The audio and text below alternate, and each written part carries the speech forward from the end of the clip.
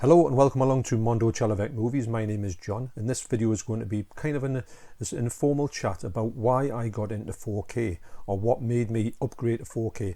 As you can see, I've got a massive amount of Blu-rays, and some people would say, as I did when DVDs were king, when Blu-ray came out you thought, why bother? I've amassed this massive collection on DVD and I've went and got some of the most, in my eyes, uncut, also some very hard to get special editions, the zenith in the quality and presentation at that point. Why would I waste all that money and upgrade to the next one? Especially on Blu-ray when it first happened, there wasn't that many sort of underground horror films or sort of independent, really low budget films coming out. It was Blu-ray was just for the kind of really big studio, massive films. They kind of tested their feet in the water with it, and then obviously it trickled down to the lower companies, and then they started releasing Blu-rays, and then the floodgates opened. And I would say Arrow were the first people, I would say, of a boutique label to invest in Blu-ray, and they just well, as you know, they are now in the 4K medium, which is great to see the boutiques labels getting into the 4K arena. More about that later. So yeah, well, it all started off with VHS. I collected a lot of VHS. I've got a book somewhere where I wrote down every single VHS tape I had for reference, if I can go and find it. And I would love to find that book, but I can't find it at the moment. When I do find it, I'm going to read it out in here and tell you exactly what I had in my collection. It's going to be great for me to look at it because I haven't looked at this book for years properly, and I do want to sort of surprise myself with things that I would have had in there, and I'll probably end up shedding a bit of a tear over the fact of some of the ones I would have got rid of. Wow. And so you moved up from VHS obviously to DVD. Now that was a kind of no-brainer, because who remembers VHS? You would have your prized possession tape, and then you would start to get some dropouts on it. You would start to get some lines in it. The fuzz would come in it. The tracking wouldn't work in it. Some tapes wouldn't even track when you got them to watch. The just picture was rolling and rolling. And some of them could be an absolute nightmare. So yes, you could really easily damage VHS, which was a big problem because there was nothing worse. When a tape, if you couldn't get it again, it was gone. And there was no eBay, there was no nothing like that. So you couldn't find these things at all. So you moved on to DVD. That was a kind of, like I say, a no-brainer, because you would get a format. It would be a disc, because CDs had come in then about 5 or 6 years before that. So you were used to handling discs. You could put your disc in a player, put it back in the box, and it would last forever. You wouldn't have to rewind it and all that type of thing. You could picture search, you could pause it, it'd be crystal clear. It was great. So then I went and immediately started to upgrade most films, actually, most just regular films. But before that, then it came out that the boutique, there wasn't really a thing as boutique labels back in the day, I don't think. But certain companies did used to release some of your like really big horror films. They were starting to get passed uncut in Britain because they were really not available at all in Britain for quite a chunk of the 90s, the 80s and the 90s actually. And you had to go across to America and import them. There's a lot of importance going on, so you could get a handset hack for your controller, and you could make your player play region 1 Blu-rays. So there was that, and then you would get your things like this. You would come up with a great special edition uncut of these type of films that were just previously not available. So you would start to amass your collection, because predominantly my collection was made of cult and hard to get stuff and obscure films, which it still is quite a lot of it in there now. I do go a bit more mainstream at the moment, but I haven't been mainstream for a long time. Everything I used to have, probably you'll see in my book when I find it, was a lot of cult stuff and comedies as well. I used to love comedies. I still love comedies. So anyway, I moved on to sort of this type of thing, and I thought, right, a special edition, because really you want to end up, the ultimate edition, you want to end up with one copy and say, right, this is it, I've done it, I'm good with it. So you get this one, you put it on the shelf and you can breathe out and you can go to the next title, and you can start to pick up all these films that you wanted to get, to have them and say, that's it, I'm done. Of course, what happens? Blu-ray comes along. Now, Blu-ray was another thing where it came out originally, and the companies releasing Blu-rays would just go for the big titles. You would get all your sort of blockbusters and the ones that everyone sort of would watch. And I got a few Blu-rays. I wasn't really massively, well, before I went to that, I thought, well, why am I going to do that? I knew DVDs played on a Blu-ray player. I had no idea about upscaling or anything like that. What I thought of was why, because there was a lot of money when they came out, Blu-rays as well, a lot of money. So I thought, well, why, say for instance this one, why would I get this one on Blu-ray? It might not look any better, plus I'd have to pay a lot more money, and I already paid probably a chunk for this one as well. So there you go. So I was in that quandary whether to just stop where I was or not, or move on. So anyway, as it always happens, the Blu-ray started to release some more really hard to get stuff, only available on Blu-ray actually, a lot from the US. There was a lot from of these type of movies. The Band Video Nasties started to come out. You wouldn't believe what was coming out on Blu-ray. We were shocked, me and my friend Hall Goss, John Hall. He was saying to me all the time, have you seen what's coming out on Blu-ray? Because we were thinking, we're going to stop at DVD. This is going back to the late 90s. But when it came about that these films started to come out on a good special edition on Blu-ray, you thought, wow, this must be the time to jump. Usually, say Blu-ray came out in 98, for instance. I think it was round about that time. I would probably be round about 2000, 2001 when I realised there was enough stuff out there, because this is pertinent to what I'm going to talk about in down the line. I need to know there's enough stuff out there to get. What's the point in me getting a Blu-ray player to watch all the sort of blockbusters, which they're all right, but I don't really feel like I'd watch them all the time. I would rather watch Last House on the Left 5 times than watch the latest Hollywood blockbuster, for instance. So yes, so maybe a couple of years after the DVDs, the Blu-rays came out, I decided, right, I'm going to make the jump. So along comes the likes of the obvious upgrade of Last House on the Left. Now this is from Arrow. So Arrow, one of the first companies that probably embraced Blu-ray and thought, right, let's go, get some good remasters, not just put the DVD onto the Blu-ray. We're going to get a good remaster on this, and then we're going to make sure that we're going to present it in a lovely fashion, which to do, and it's going to be collectible. So that to me was right. These things are just the be all and end all. I'm happy with that. I'm just going to leave it at Blu-ray. So anyway, 4K came along, and I thought, right, I knew all about the way that 4K would have went. It started off with all the blockbusters as it does. So then it started to trickle down, didn't it, to films where you thought, hang on a minute, this is the type of films that I would want to watch. I knew as well I wasn't going to upgrade to 4K unless there was enough films in there to make sure that it was going to be worthwhile me paying, because like I say, 4Ks came out, there were lots of money, the discs. So you thought, I've just paid £30-40 for this, I'm not going to upgrade this to 4K. I know it's not on 4K, but there's probably talks of it. Now if Arrow have remastered this, it doesn't tell you what they remastered it. I can't imagine them remastering. It's a 2K. I can't imagine them remastering this in a 4K. But say if they did, which is, I'm getting on to another title coming up, would you want to make the jump? So this brings me on to why I went to 4K. Of course, the main thing was there was a lot of titles out there that made me want to buy, that I wanted to buy, because really what you want to do is you want to have the best quality print. If you like a film, you obviously want to have it in the best quality you can. I'm not so much bothered about the fact it's in its special edition. I'm bothered about if the quality is good. Now, as you know, if you want to go to 4K, that some 4Ks are better than others. Some 4Ks are absolutely stunning. They're done right, as Blu-rays were. So some really amazing Blu-rays out there still to this day that you would probably even be better than the 4Ks. There's a lot to talk about that. There's a lot to unpack in that, probably for a separate video.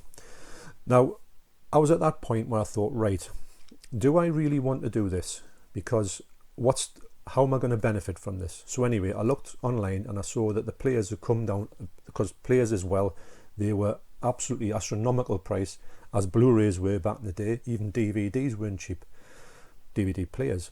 So the 4Ks come down to acceptable price. So I thought, right, the player's okay. What have I got in the way of it? I've got a TV that's 4K compatible. So obviously I'm not seeing true 4K unless I get a 4K player. So that's another reason to get one. Also, it was not a multi-region. It won't play my American Blu-rays. I have got a dedicated multi-region player for that.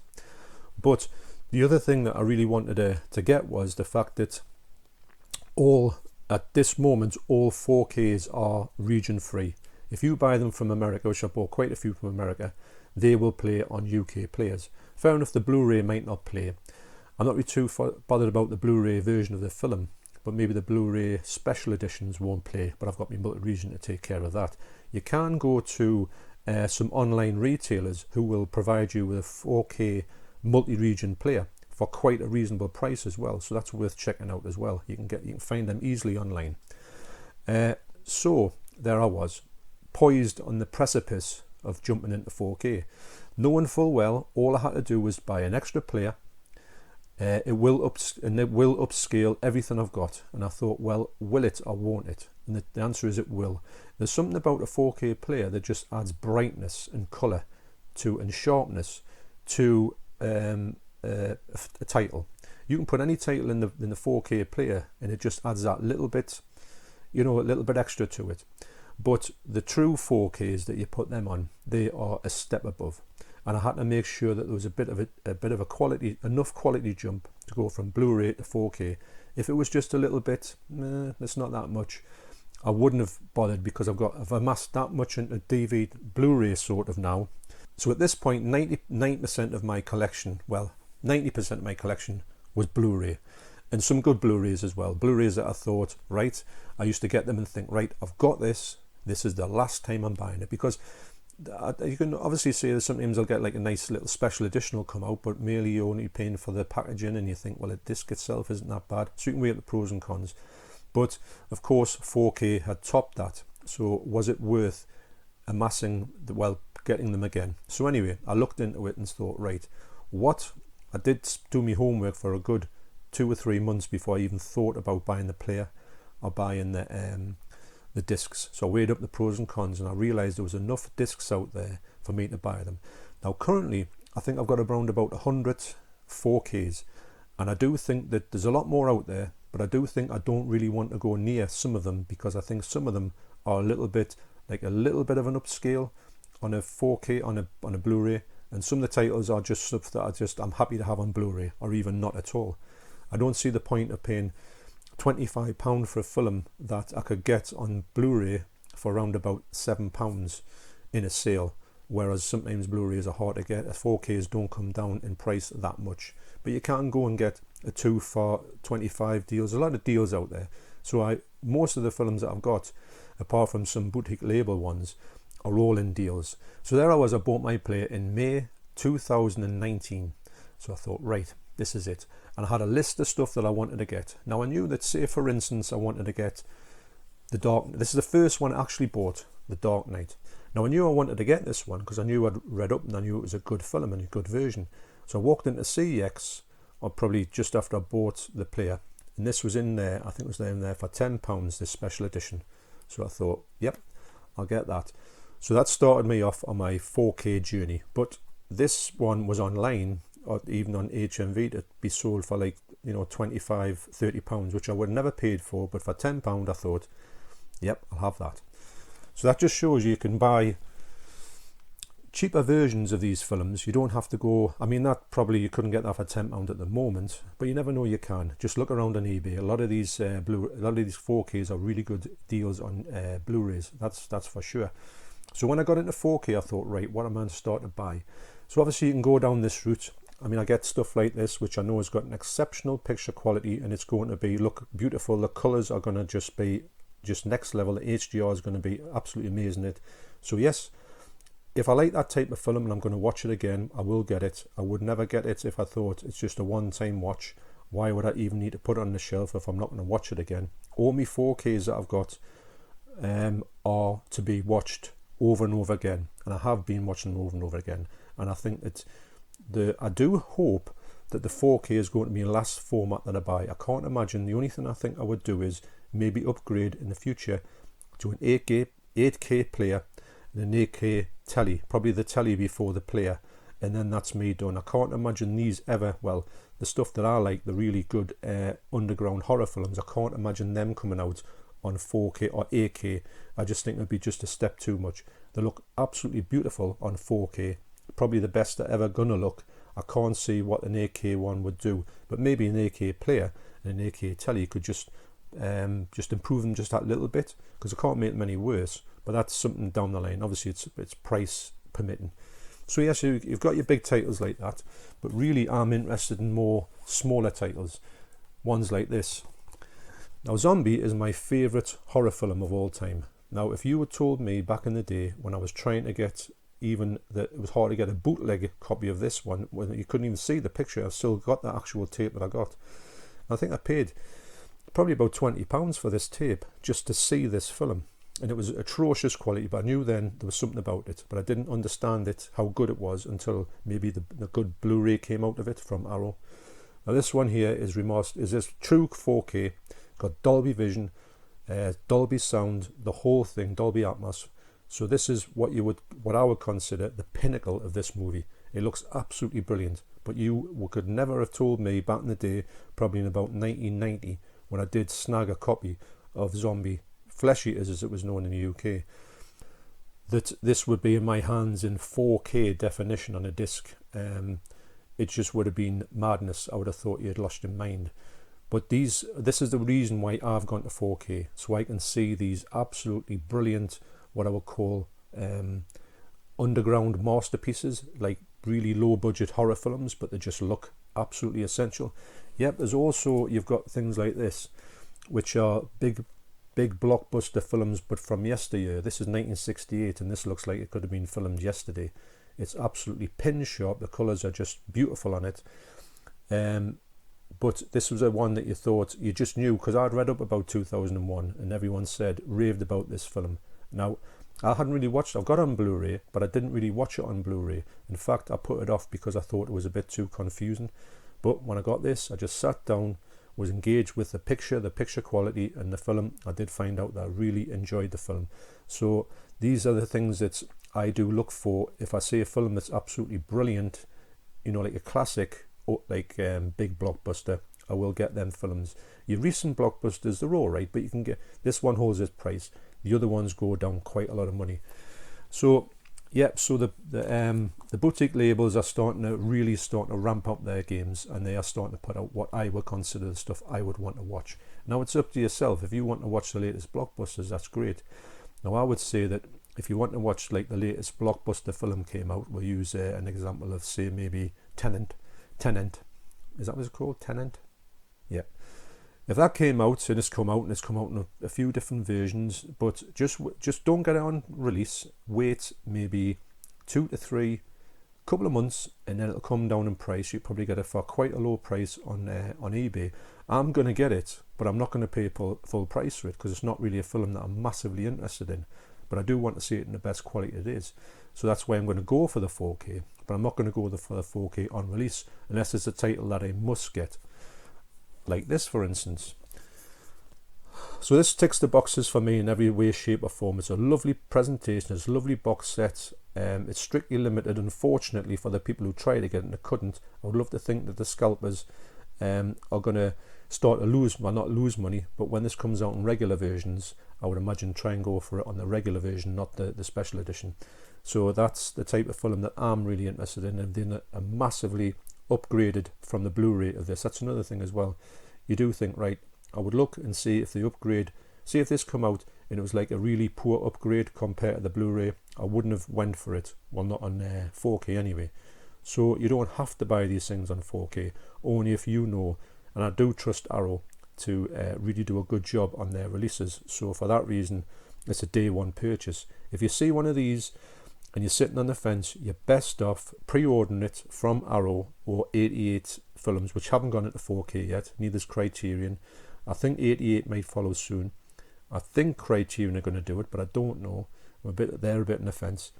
But there's also other it's like Blue Underground for me are just absolutely just knocked out of the park. They are just the top for me. They're doing the best versions of their films. They're just unbelievable.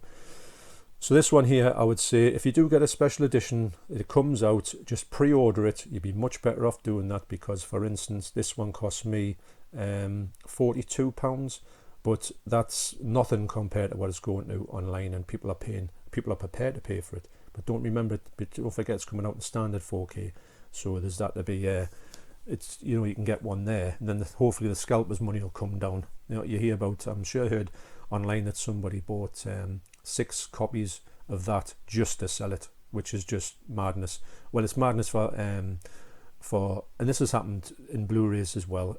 Blu-rays have been like subject to that, because people know when these things come out, I'll buy a stash of them. Shouldn't be allowed. You should only buy one from one company, but never mind. So as well, one of my favourite films, like it's not an obscure film, but it's so odd to think that this is a 4K. But this is another thing where it's a bit of a title. You think, if I had a wish list, I would have put it top my wish list, but I never thought my wildest dreams it would come out. Now here it is. This is one of my favourite films, black and white, quite obscure, and here it is on 4K, stunning as well. I did need to upgrade it a touch. As well, you get a few oddities on 4K. This is the main oddity of the whole lot, Gemini Man, which has a 60 frames per second picture quality on the 4K only. But for me, the 4K, because it's like it smooths the picture out and makes them kind of move like weirdly for me. I know how it's meant to look, because it's meant to be for 3D market and all that type of thing, but to me it just looks a bit too odd. Now I'm keeping this because it's a bit of a talking point. I'll put it on. It does have the best looking picture quality of all time, but it's not good to watch. You can sit and sort of show people it, like a demo version of it, and say, look what this can achieve. But as soon as they see the characters moving, they will say, wow, what's the matter with that picture? It does look wrong.